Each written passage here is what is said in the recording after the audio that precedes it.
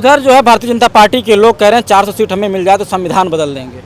औकात नहीं है भारतीय जनता पार्टी पूरी टीम मिल जाए, औकात नहीं है भारतीय संविधान को वो बदल दें। नहीं, ऐसा बयान तो आजम खान जी ने दिया। अभी आप देख लीजिए, परसों उन्होंने बोला है कि कोई भी मेरे मुसलमान भाई हो, आपको समाजवादी पार्टी को वोट नहीं करना है, बहुजन समाज पार्टी को वोट करना है। अगर प्रधानमंत्री बनेगी 100% बनेगी। 5 किलो अनाज इनका कोई नहीं खाएगा, अपने चूतड़ में देंगे बीजेपी वाले, कोई नहीं खाएगा इनका। आप बीजेपी वाले का राशन कोई नहीं खाएगा? कोई नहीं खाएगा इनका, अपने घर में रखो, कोई भूखा मरेगा। इससे पहले अगर अनाज किसी पार्टी ने नहीं दिया तो उन्होंने बोला 15 लाख लाएंगे, दिया। सिकंदर कभी हालात के सामने नहीं झुकता, तारा आसमान से टूटकर जमीन पे नहीं गिरता। गिरते हैं हजारों दरिया समुंदर में, लेकिन कभी कोई समुंदर किसी दरिया में नहीं गिरता। बहुजन समाज पार्टी दरिया है, छोटे मोटे दरिया है, आते रहते हैं जाते रहते हैं। इनका काशी राम का खून है बहुजन समाज पार्टी। इसके लिए बहुजन समाज लहू बहा सकता है, कतरा बहा सकता है। इस वक्त हम नगीना लोकसभा में मौजूद हैं, जहां पे आज बहुजन समाज पार्टी की सुप्रीमो बहन मायावती जी के भतीजे आकाश आनंद जी जो है 12 बजे यहां पे जनसभा को संबोधित करेंगे। वहीं दूसरी तरफ यहां पे समर्थकों का जो है जन सैलाब उमड़ रहा है। धीरे धीरे आप मंच दिखाने की कोशिश करिए। अभी जो है मंच जो है संचालन की ओर धीरे धीरे बढ़ रहा है। तब तक हम कार्यकर्ताओं से बात करने की कोशिश करेंगे। कार्यकर्ताओं का क्या रुझान है, किस तरह यहाँ पे जिस तरह से आज़ाद समाज पार्टी और भारतीय जनता पार्टी भी मेहनत कर रही है, समाजवादी पार्टी भी है, किस तरह से माहौल जो है बहुजन समाज पार्टी का चल रहा है यहाँ पे? देखिए, आज ये नगीना लोकसभा है और समस्त आप देख सकते हैं कि जिस तरह से बहुजन समाज पार्टी 2007 में सरकार बनाई थी, उसी तरह से अब ये 2024 में जो माहौल लोकसभा चुनाव है चेंज होने जा रहा है और ये जनता का जो समर्थन बहुजन समाज पार्टी के प्रति बढ़ रहा है, ये आप देख सकते हैं, जनाधार बढ़ रहा है। बहुजन समाज पार्टी कोई बर्फ की डली नहीं है कि छोटी सी धूप में पिघल जाएगी। बहुजन समाज पार्टी महापुरुषों का खून और पसीना है, ऐसे नहीं सूखने देंगे इस देश की युवा। इस देश का युवा जाग रहा है, इस देश का युवा खड़ा हो रहा है बहुजन समाज पार्टी के साथ में, और बहुजन समाज पार्टी बहुत मजबूती के साथ में जो है देश के अंदर लोकसभा के चुनाव लड़ रही है। निश्चित तौर पर जीत हमारी है। उधर जो है भारतीय जनता पार्टी के लोग कह रहे हैं 400 सीट हमें मिल जाए तो संविधान बदल देंगे। औकात नहीं है भारतीय जनता पार्टी पूरी टीम मिल जाए, औकात नहीं है भारतीय संविधान को वो बदल दें। उनकी औकात नहीं है, ऑन रिकॉर्ड बोल रहा हूँ। चंद्रशेखर आजाद जी जो है कहते हैं बसपा को वोट मत दीजिए, जो है आप भाजपा को दे दीजिए, सपा को दे दीजिए। यूपी तक पे बयान है, उस पर क्या कहेंगे आप? नहीं, ऐसा बयान तो आजम खान जी ने दिया। अभी आप देख लीजिए, परसों उन्होंने बोला है कि कोई भी मेरे मुसलमान भाई हो, आपको समाजवादी पार्टी को वोट नहीं करना है, बहुजन समाज पार्टी को वोट करना है। मुसलमान इस देश का अपने आप को असुरक्षित महसूस कर रहा है, इसलिए वो उसकी मजबूरी है बहुजन समाज पार्टी, क्योंकि बहुजन समाज पार्टी का शासन देखा है। बहुजन समाज पार्टी ने हर समुदाय, हर जाति, हर धर्म के लोगों को सम्मान दिया है, पद दिए हैं, टिकट दिए हैं। अभी आप देख लो लोकसभा चुनाव की लिस्ट उठा करके देख लीजिए, तो बहुजन समाज पार्टी तो हर व्यक्ति का सम्मान करती है।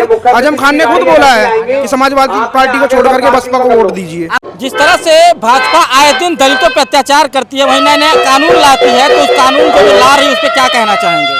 देखिए, भारतीय जनता पार्टी जो है एक फिल्म एक्टर है बॉलीवुड का, जिसका नाम है सन्नी देओल। उसकी एक फिल्म है दामिनी, वो उसमें बोलता है कि तारीख पे तारीख, तारीख पे तारीख, तारीख पे तारीख। वही हालत भारतीय जनता पार्टी हो गई, झूठ पे झूठ, झूठ पे झूठ, झूठ पे झूठ, झूठ पे झूठ। इसके अलावा भारतीय जनता पार्टी के पास कुछ नहीं है। और मैं बताना चाहता हूं कि भारतीय जनता पार्टी को उखाड़ कर फेंकना इस देश से इसलिए जरूरी है क्योंकि इस सरकार से इस देश का युवा, इस देश का किसान, इस देश का मजदूर, इस देश की महिला, इस देश का व्यापारी और इस देश का छात्र बहुत परेशान है। किसी के लिए कोई इन लोगों के पास समाधान नहीं है। छात्रों के एग्जाम कराते हैं, फिर पेपर लीक करा देते हैं और छात्र जो है उनकी उम्र निकल जाती है। तब तक आप देख सकते हैं इस देश का व्यापारी और इस देश के सीईओ को आज तक जीएसटी समझ नहीं आई है। ठीक है, इस देश में किसान आत्महत्या कर रहा है, भूखा मर रहा है, उसकी बातें नहीं सुनी जा रही हैं। तो इस देश में आप समझ सकते हैं कि किस तरह से इस देश के युवा परेशान है। मैं भी इस देश का युवा हूँ और मैं कह रहा हूं कि भारतीय जनता पार्टी इस देश के युवाओं को, इस देश की सबको बर्बाद। भाजपा ने तो मंदिर बनवा दिया, तो जो है 5 किलो राशन दे रही है, जो है श्रम कार्ड बनवा रही है, क्या दिक्कत है? देखिए, भारतीय जनता पार्टी ने बहुत सारे वादे किए, उसमें से एक वादा पूरा कर दिया, मंदिर बन। तो कौन सा पहाड़ उन्होंने खड़ा कर दिया इस देश के अंदर? जो है उन्होंने नौकरी बोला दिया, उन्होंने बोला 15 लाख लाएंगे, दिया। कुछ नहीं कर रहे हैं और कह रहे हैं कि हम भारत के लोगों को 80 करोड़ लोगों को अनाज दे रहे हैं। कह रहे हैं ना, 80 करोड़ लोगों को अनाज देने के बहाने एफसीआई के गोदाम खाली कराए जा रहे हैं। पीछे से सारा अनाज किसानों का ये लोग जो है अडानी के साइलोज में डाल रहे हैं। इधर 4 साल के बाद नितिन गडकरी का बयान है कि 4 साल के बाद पेट्रोल डीजल बैन कर देंगे। रक्षा मंत्रालय का बयान है 4 साल के लिए अग्निवीर भर्ती किए गए। देखिए कड़ी जुड़ रही है ना। 4 साल बाद इस देश के पास अनाज नहीं हो एफसीआई के पास। किसान को जो बीज दिया जाएगा आर्टिफिशियल इंटेलिजेंस के द्वारा तैयार किया जा रहा है कि किसान अपना बीज नहीं रोकता है। वो जो बीज दिया जाए उसमें कोई फसल नहीं होगी। गेहूँ उगाएगा तो गेहूँ उगेगा नहीं, 2 इंच की घास उगेगी बस। एफसीआई के अंदर अनाज नहीं होगा, देश के अंदर अनाज नहीं होगा, किसान के खेत में अनाज नहीं हो तो ये देश भूखा मरेगा कि नहीं मरेगा। तो भारतीय जनता पार्टी आने वाले भविष्य में तैयारी कर रही है कि इस देश को भूखमरी की कगार पर लाया जाए। जो हाल पाकिस्तान और श्रीलंका का हुआ, 2000 रुपये में एक ब्रेड और दूध का पैकेट बिका, वो हालत भारत के होंगे। बात करते हैं चंद्रशेखर और आकाश आनंद को लेकर। जिस तरह से चंद्रशेखर भी युवा है, आकाश आनंद भी युवा है, लेकिन युवा चंद्रशेखर को पसंद कर रहे हैं। देखिए मैं एक चीज कहना चाहता हूँ सर कि सिकंदर कभी हालात के सामने नहीं झुकता। तारा आसमान से टूटकर जमीन पे नहीं गिरता। गिरते हैं हजारों दरिया समुंदर में, लेकिन कभी कोई समुंदर किसी दरिया में नहीं गिरता। बहुजन समाज पार्टी दरिया है, ये छोटे मोटे दरिया हैं, आते रहते हैं जाते रहते हैं, इनका कुछ भरोसा नहीं है। ठीक है, तो समुंदर है दरिया, बहुजन समाज पार्टी समंदर है और दरिया हजारों गिरते रहते हैं। समंदर कभी किसी दरिया में नहीं गिरता। बहुजन समाज पार्टी दरिया समंदर है, बाकी दरिया का कोई ठिकाना नहीं है, इनका कहना है। और तमाम विषयों पे बात करेंगे। बेरोजगारी को लेकर जिस तरह से देश में बेरोजगारी है, क्या कहेंगे? देखिए बेरोजगारी का अगर सरकार चाहे तो समाप्त कर सकती है, क्योंकि सरकार के पास मंत्रालय होते हैं, लेकिन वो ऐसा क्यों नहीं कर रही है? क्यों देश के युवा को बर्बाद करना चाह रही है? इसके पीछे का मैं आपको कारण बताता हूँ। जब इस देश का युवा पढ़ता है, लिखता है, नौकरी की तलाश करता है, तो सरकार का काम होता है इसको नौकरी देना, इसको रोजगार देना। मंदिर से देश नहीं चलता है, देश चलता है रोजगार से, सिस्टम से, मजबूत प्रणाली से, मजबूत कानून व्यवस्था। क्या वो इस देश के पास है? नहीं है।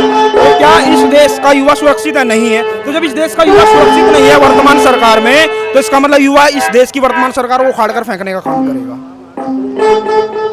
आपका परिचय क्या हो? मेरा नाम है सिद्धार्थ, जिला सहारनपुर, बसपा की टीम से हम लोग हैं। बसपा की टीम से हैं आप। इस तरह से यहाँ पे और लोग आए हैं, उनसे बात करने की कोशिश करेंगे। लेकिन आप चंद्रशेखर जिस तरह से यहाँ पे मेहनत कर रहे हैं, कि उनको किस हिसाब से देखते हैं? देखिए आज़ाद समाज पार्टी और बहुजन समाज पार्टी, देखिए मैं ये कहना चाहता हूँ इस मीडिया के माध्यम से कि कांशीराम नाम लिखने से पार्टी कांशीराम की नहीं हो जाएगी। कांशीराम का खून है बहुजन समाज पार्टी। इसके लिए बहुजन समाज लहू बहा सकता है, कतरा बहा सकता है। ये हमारा स्वाभिमान है, मान सम्मान है। बहुजन समाज पार्टी और समस्त युवा इस देश का बहुजन समाज पार्टी के साथ खड़ा है। युवा कार्यकर्ता जो है आजाद समाज पार्टी की तरफ जा रहा है। नहीं जा रहा है। कहाँ? मैं युवा हूँ, मैं नहीं जा रहा हूँ। आप देख सकते हैं हमारी समाज टीम युवाओं की है।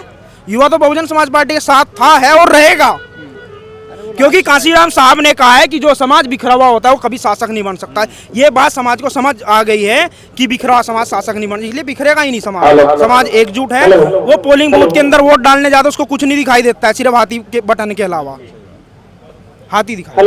कहा जाता है जिस तरह से विधानसभा में एक सीट आई थी, वैसे लोकसभा में सिमट जाएगी। विधानसभा में सीट आने का मतलब तो ये था कि देखो उस समय पर कुछ बहुत सारी त्रुटियां रही हैं, लेकिन अब पब्लिक भी समझ गई है, सब लोग जागरूक भी हो गए। आने वाले टाइम में तो बसपा की सरकार आने वाली है, हमें इतना पता। एक सीट को मत देखो, बहुत सारी सीटों पर तो हम नंबर 2 पर भी रहे, उनका तो कहीं जिक्र ना करा किसी ने भी। नहीं भाई, नंबर 2 पर भी रहे ना हम विधानसभा में। क्या क्या चीज था? आगे आगे आगे एक ही तो आई थी शुरुआत में, और फिर 3 बार मुख्यमंत्री रह गए बहन जी।